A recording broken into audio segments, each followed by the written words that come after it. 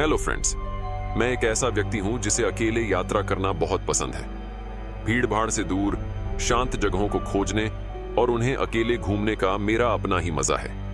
मैंने अब तक कई ऐसी जगहें देखी हैं जिन्हें लोग भूतियां मानते हैं, लेकिन उनमें से कुछ भी मुझे डरा नहीं पाया। लेकिन इस बार मेरी मंजिल थी भानगढ़ किला। मैंने इस किले के बारे में बहुत सी डरावनी कहानियां सुन रखी थीं। लोग कहते हैं कि वहां भूतों का साया है, रात को किले में कोई भी प्रवेश नहीं करता, और जो लोग भी कोशिश करते हैं वे कभी लौटकर नहीं आते। ये बातें मुझे और भी उत्सुक बना रही थीं।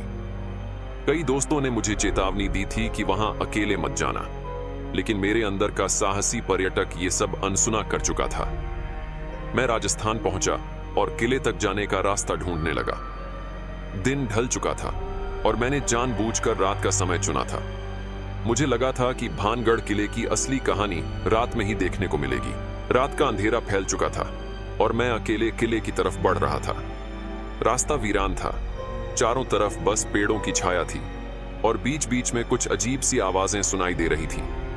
कोई पक्षी चीख रहा था, कोई जानवर की आवाज गूंज रही थी, और कभी कभी ऐसा लगता जैसे पेड़ों के बीच कोई छाया हिल रही हो। लेकिन ये सब बातें मुझे डराने के लिए काफी नहीं थी।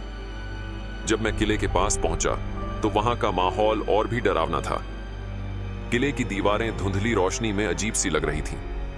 हवा में एक अजीब सी ठंडक थी जो हड्डियों तक महसूस हो रही थी।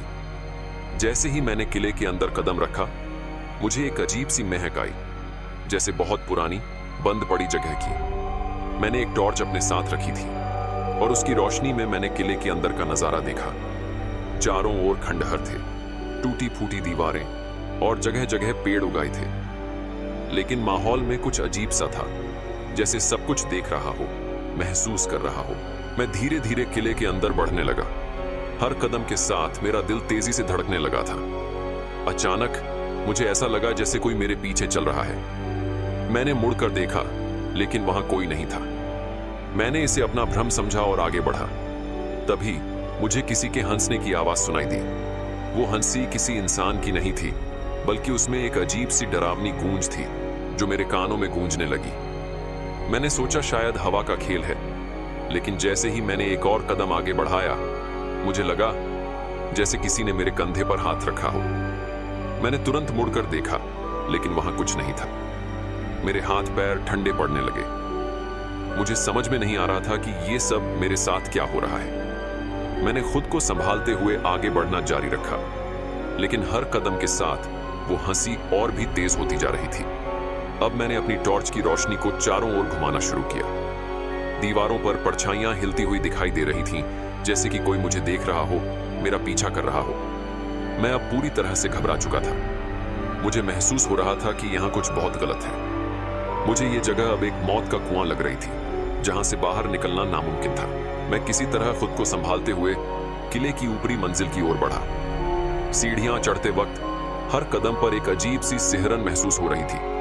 जैसे ही मैं छत पर पहुंचा, ठंडी हवा का एक झोंका आया, जिसमें एक अजीब सी महक थी। छत से पूरे किले का नजारा साफ दिखाई दे रहा था, लेकिन मेरा ध्यान उस नजारे पर नहीं था। मुझे अचानक ऐसा लगा जैसे छत पर कोई और भी है। टॉर्च की रोशनी में मैंने देखा कि छत के कोने में एक सफेद साया खड़ा था। वो साया धीरे धीरे मेरी तरफ बढ़ने लगा। उसकी चाल बेहद धीमी और डरावनी थी। उसके पास पहुंचते ही मैंने उसकी आंखों में देखा।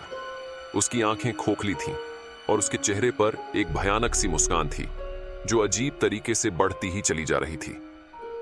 मुझे ऐसा महसूस हुआ जैसे वो साया मुझे जानता हो, मेरे अंदर की सारी बातें समझ रहा हो।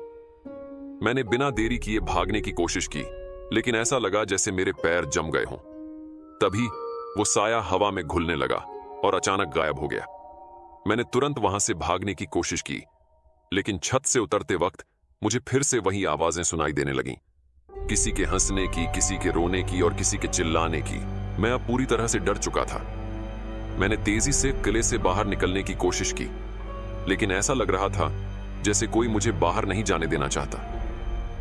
दरवाजे अपने आप बंद हो रहे थे और हवाओं में घुली वो डरावनी आवाजें अब भी मेरे पीछे पड़ रही थीं। किसी तरह मैंने खुद को संभाला और किले के मुख्य द्वार की ओर भागा। बाहर निकलते ही मैंने देखा कि आसमान में काले बादल छा चुके थे। और हल्की हल्की बारिश शुरू हो गई थी। मैंने पीछे मुड़कर देखा तो ऐसा लगा जैसे किले की खिड़कियों से कई जोड़ी आंखें मुझे घूर रही थीं। मैं बिना रुके अपनी गाड़ी की तरफ भागा और वहां से निकल गया।